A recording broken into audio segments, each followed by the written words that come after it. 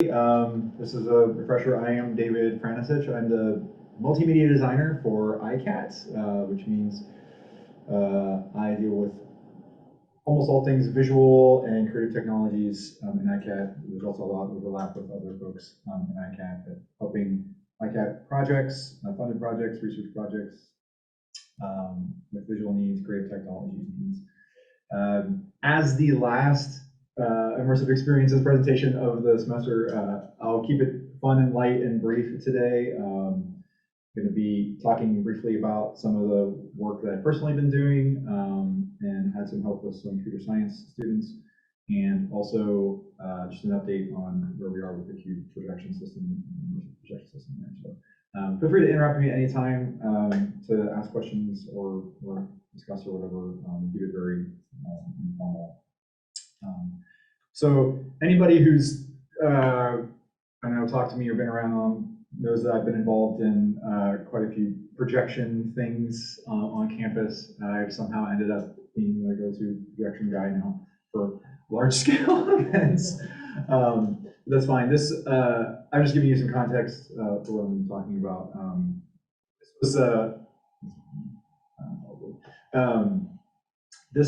This was a large-scale projection mapping event done in the fall on Lane Hall, just over here on Upper Quad, as a celebration of the 150 years of the university, specifically of the Corps of Cadets. This was a collaboration with the Corps of Cadets, showcasing their history, which is Virginia Tech history, especially up until the mid-20th century. So that was a super fun project, and you can see in the orange hat with the white shirts, Tim Sands right there enjoying the show.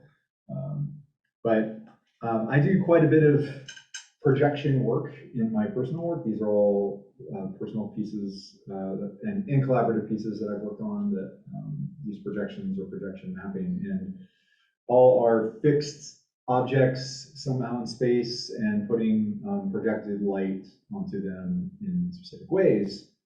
Hopefully you're all familiar with what projection mapping is in general. Basically taking an image and putting it exactly onto a physical thing, how you want to, not just projecting onto a flat screen as we do in a typical classroom or something like that.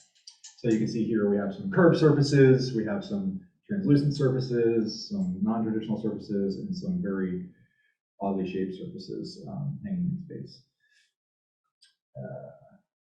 What I've been working on as time allows, and I will qualify this by saying it's a fits and starts sort of thing that I'm able to work on as other project work allows, and as my day-to-day work allows. Unfortunately, the documentation of this is a little thin because we lost some in the great cleaning house thing that happened a couple years ago that we won't talk about. What you're seeing here is motion track dynamic projection mapping, also been referring to it as projected augmented reality, which there's not really a distinction there. It's maybe just how it would be used. And the idea being that when you track an object using some sort of localization system, in this case, the Qualis projection mapping system, this in Perform Studio that you're seeing here in this building, to track an object in space and track the projector, and you recreate all the physical aspects in your virtual environment, be it Unity or Unreal, in this case using Unity.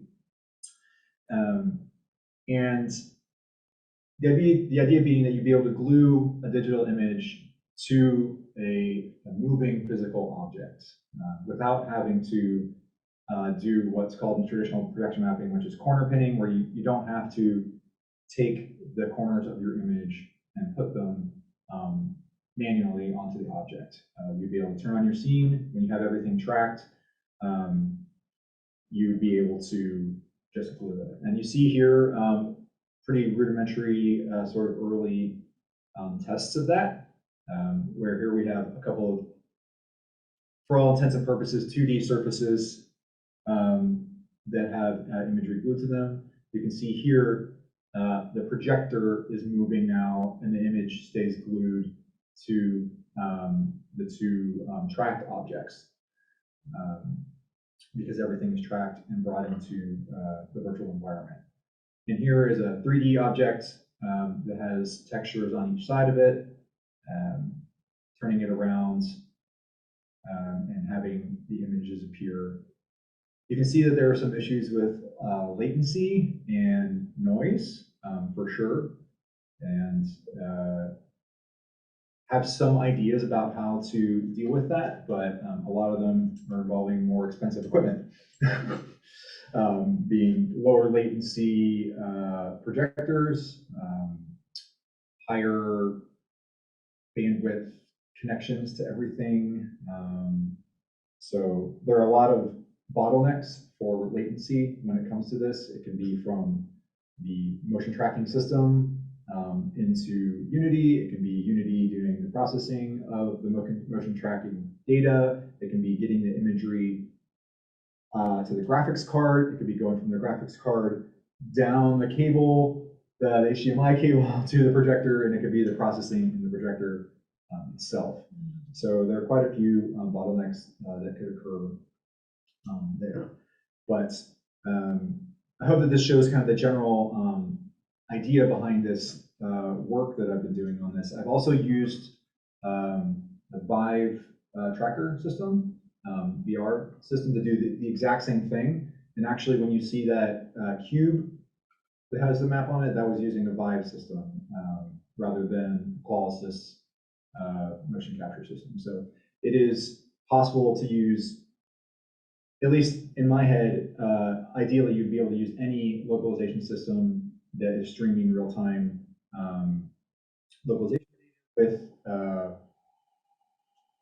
you would of course want pretty precise accuracy. Qualisys has sub-millimeter or millimeter accuracy, and supposedly refresh rates in the, like, I don't know, 500 hertz max range. I don't know the specs specifically for the Vive tracking system, but it was pretty snappy, and you don't have as much control over it as you do with the Qualisys system, but it really works well, and it's easier to get into Unity than the Qualisys data, and it's easier to get right.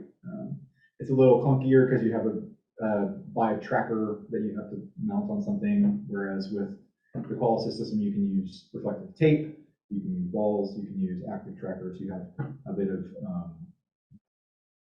use.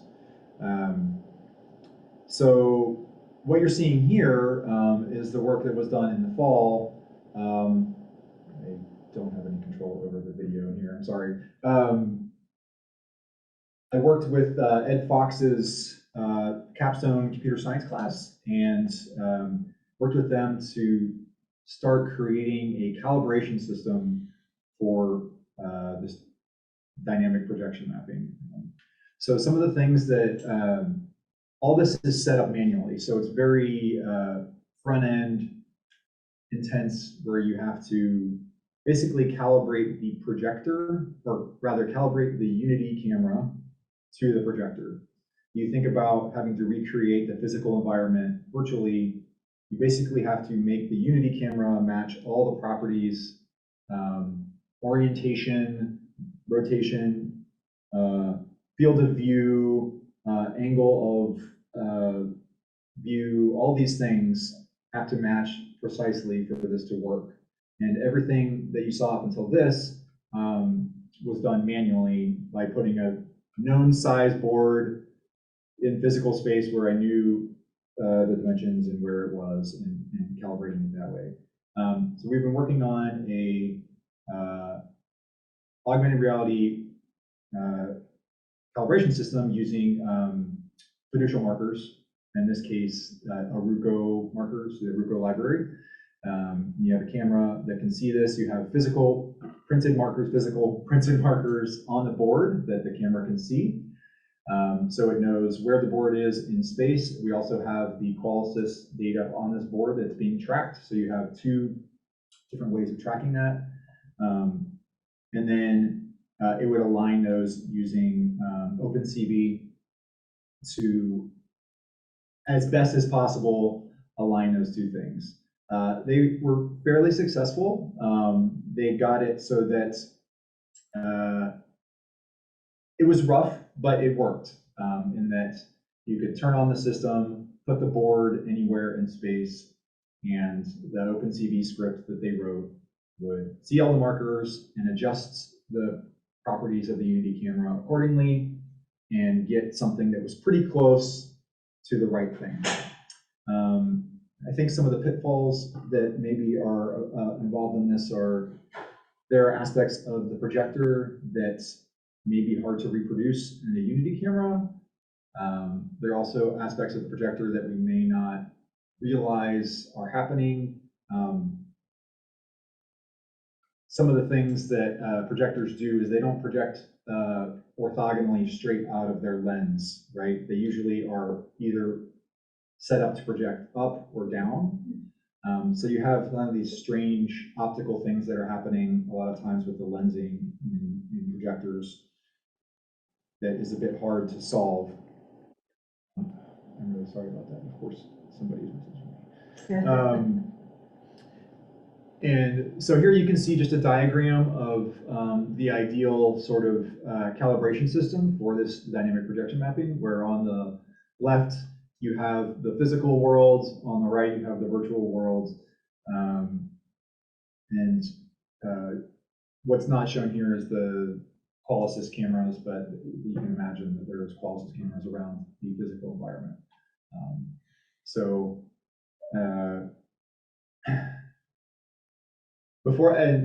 that's really kind of a brief overview of this. I'd be happy to answer any questions about this before I move on to, or just have a discussion about this, maybe the applications of it, any implications, or any ideas about improving certain aspects of this. I'd love to hear people's thoughts before I move on to talking about the cube projection system, because that might just derail the conversation entirely. So projector is just an inverse camera, essentially. Essentially, yeah, right. You could think of it that way. And so cameras, I know that there's ways to measure their intrinsic values. Do we have the same thing for? Are the intrinsics basically, yes. basically like the same idea? Ostensibly, yes. Okay. Ostensibly, you have a spec sheet for the projector, and it says this is the throw ratio at a certain distance, which is equivalent to a camera focal length, right? But every piece is going to be different, and so that's why we measure the individual intrinsics that we're doing like camera tracking. Right. So it's that there's things about it that are inconsistent and hard to measure, I guess, is the case, or need to figure out how to measure the certain things about a projector. Like when you set the projector flat on the table and it's projecting up, what is that angle to the center of the thing? You don't want to measure it by hand. Right. So how does this calibration system, do that and then account for any kind of skew in the image that's involved in that, make sure that any keystoning is zeroed out. Lens shift, if a projector has lens shift, could also throw things off. But you would hope that any calibration system could take whatever settings a projector is on, as long as it was covering the calibration board, and it could figure it out. Right. So the way that they did that was it would blast basically a grid of markers over across the board, and the OpenCV script would see what markers were hitting the board and how they were hitting the board, what their orientation and skew was, and then would adjust the image accordingly. But yeah, it's basically a camera, which is why this should work, right, with any projector. I have a question, David. I've been, hearing about projected AR. Some people have called it spatial AR for a long time, and there's a whole community of people who work with ProCam systems, projector camera systems of this sort. And my question is, why is this basic calibration problem still not like completely solved in a commercial off-the-shelf type of package? Why do we keep having to invented ourselves. It is solved for things that don't move. It's solved for, I may be unaware of something, but the things that are marketed as projected augmented reality systems, in my experience, what you do is you set your projector on something, it's fixed in place, you put a camera near it or on it where it can see what the projector is covering. It then does its calibration thing where it projects grids and checkerboards and all these other things to get a sense of what it's looking at. And then basically you put your stuff, your content on specific areas because it knows where to put it. But none of that is dynamic. You can't move the projector around. You can't move the object around. As soon as you do that, it doesn't work anymore. And so I think it is solved for stationary rigid systems. I've seen different ways of trying things like this. I haven't seen any off-the-shelf things for stuff like this. It's either academic research or commercial companies that are doing like immersive experiences, and they are very, of course, tight-lipped about how they are doing things because they want to maintain a competitive edge. I've tried reaching out to some of the companies that I've seen doing this thing, and they're like, they may give you a general sense of the systems they're using, but they're not telling you exactly how they're getting their super low latency and their really accurate tracking.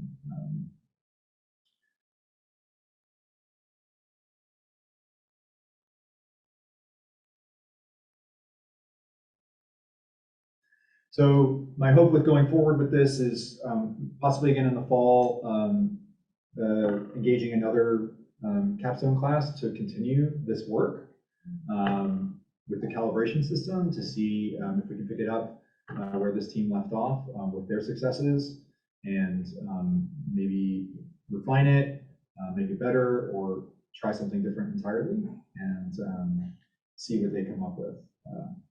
And hopefully maybe I'll be getting some time over the summer to test out some things as well, to do some of these measurements of projectors and what might be causing some of the calibration issues. So with that, I'll move on to talking about the cube projection system. So everybody is hopefully aware of the current system in the cube, the Cyclorama, or the main, I should say the main projection system in the cube that's used for any kind of immersive environments or immersive experience. And it's 360-degree screen, 16 feet tall, 32 feet in diameter, in 2 sections, with 4 projectors that have proprietary lensing and are controlled by a proprietary software system that calibrates everything and stitches it all together and warps the image to do what it needs to do. And as I talked about last semester, there are a few things that are really kind of annoying about this system and are starting to show its age also. The resolution of the entire system limits a lot of the content that could go on here, and also the immersiveness of many experiences.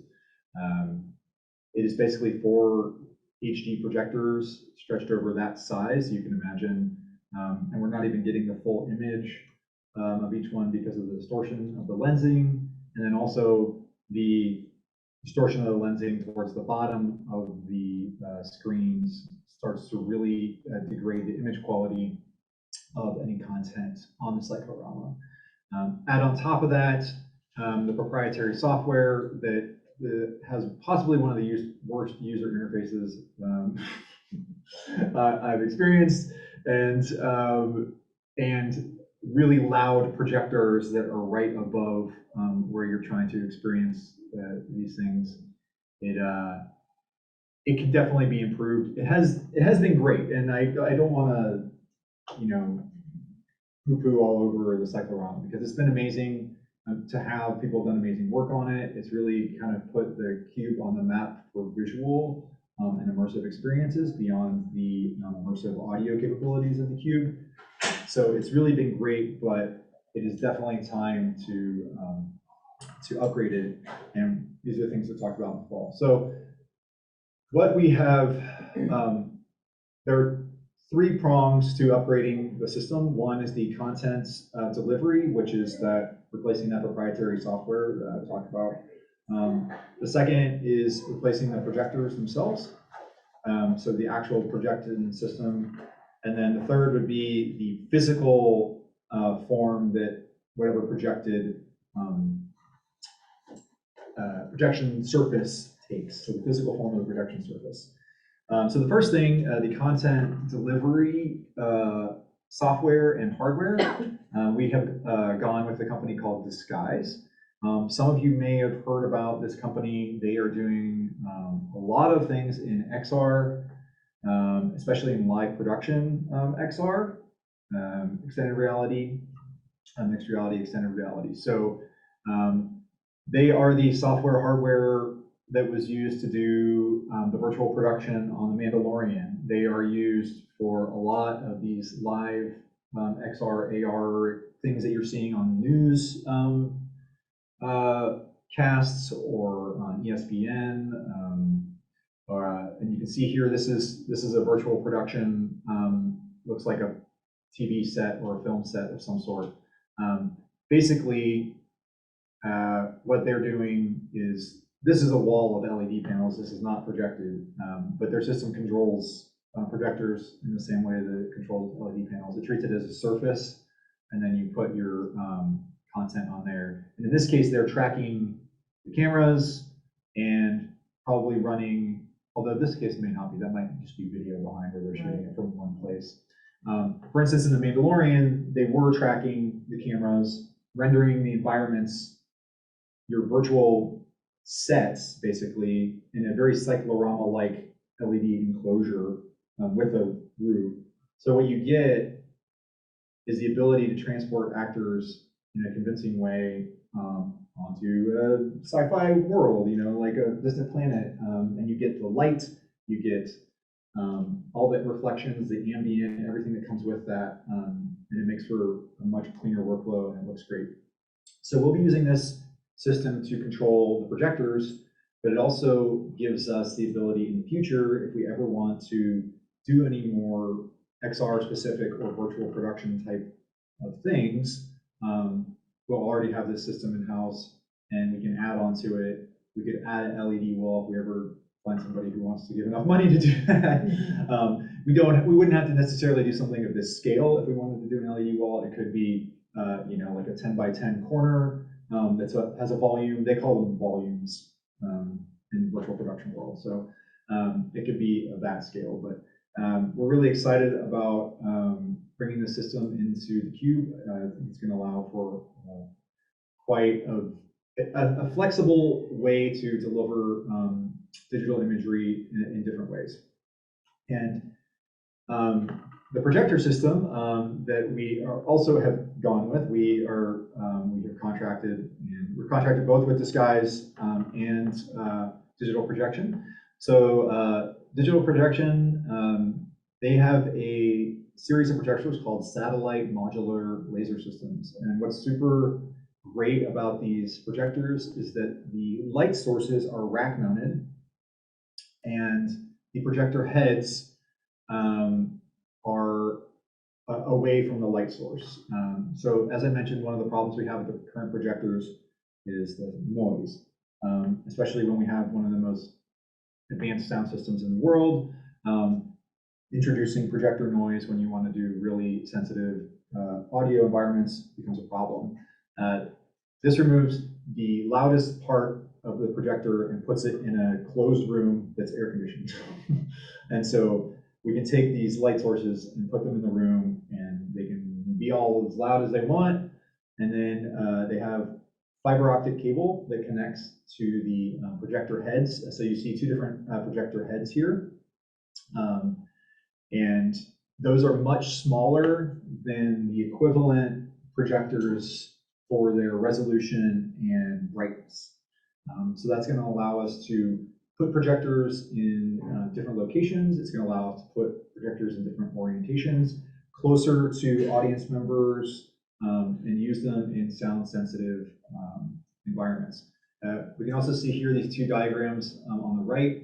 What's really super cool about this system is that you can split light sources, or you can combine them. So it's going to allow for some great flexibility in the brightness and of the projectors and how many that we're using. Our initial setup for this is we're getting 3 4K heads, so 4K resolution. This is confusing sometimes when we talk about projectors. People toss around whatever K. It can either mean lumens or resolution.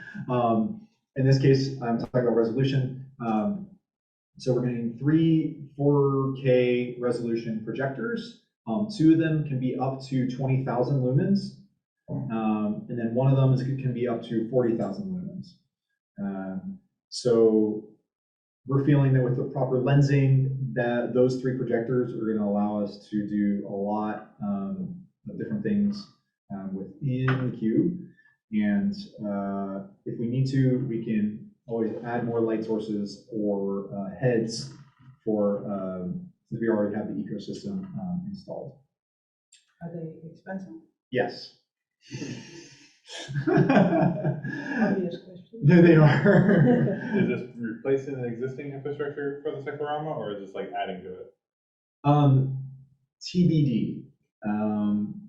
We want the current Cyclorama setup to have some sort of second life. We don't know if it'll be in the cube still, or if we'll take it and use it somewhere else as like a fixed installation. Because that's another one of the things that I didn't mention about the Cyclorama is the calibration process. It's a bit cumbersome when you're taking the screen in and out. It takes like half a day for the Moss crew to set up or break down the screens, which is one thing, and then it takes a couple hours to calibrate the entire system. And if it gets bumped or the projectors move, because it's not really a rigid connection because it's all hanging, then the image gets messed up. So we're hoping that with the Sky system and this, that we'll be able to calibrate things a lot easier also. So TBD about the Cyclorama's second life. It may still be able to go in the cube, it may not. But we're not gonna just burn it. It's still super useful. Right. And the cost Of this, for example? I think we're just under. I think we're around just under $300,000 for the projectors themselves, just the projectors. And the disguise system was just under $200,000 for that. And we got some funding from some great sources, but we had to spend it. Of course, you know, everything's like this year. So that's what we're doing. The one piece of this puzzle that we have not completely nailed down yet is the physical form of the new the screens of the projection surfaces. So we're going to be working on that over the summer. We have Gustavo Arauz now, who is on the team. He came over from the Moss production staff, but he's now our facilities and production coordinator, and he has some great ideas about this as well. He has a theatrical background and has great ideas about rigging and ways to make a system really flexible. So these are sort of 3 concepts that we had about a modular projection setup, where instead of thinking about something that would completely enclose a viewer, you might have something that's more like 270 degrees, where you would have an open side where you could walk in, and it would have a very similar immersive quality as the Cyclorama does currently, but it would be much more easy to take in and out. And we'd be able to use these standard lens projectors to project onto them and not have to have this proprietary system. And so these are just 3 concepts that we have for this. And you can see that they would be composed of, hopefully it can be composed of different pieces that we could use individually or combine them to create a larger system. And that's where we are.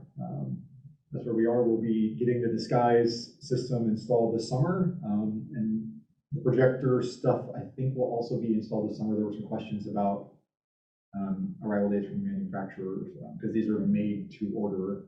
They don't, because they're a newish system, only in the past couple of years, and so they don't. And yeah, they're not mass produced. They basically make them whenever somebody orders them. I think they have a few demo models available to see, but it's very much when you order it, they fabricate it.